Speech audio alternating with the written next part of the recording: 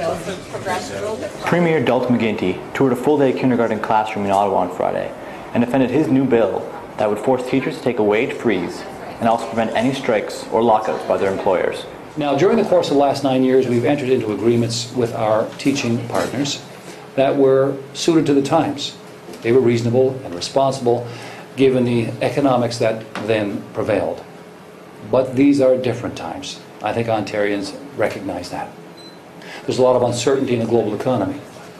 That has a consequence on us here in Ontario, so our economy is growing a little bit more slowly than we would like. And we're saddled with a significant deficit. So what we need at this point in our history when it comes to support for our schools is we need to hit the pause button when it comes to pay for a couple of years.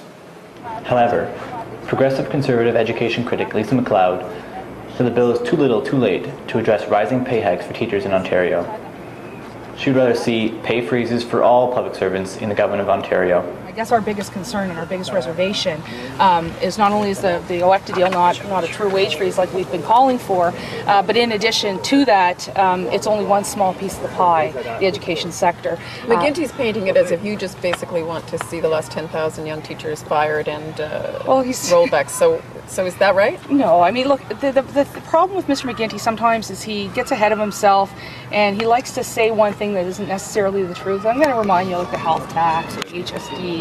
He kind of says one thing and then does another, and I think that's sort of in there. He just wants to provoke people. It's an interesting way when you're a minority government to try and pass legislation to try and alienate not only your stakeholders, which they've done an excellent job of in the last couple of weeks, but also the opposition parties that you want their support.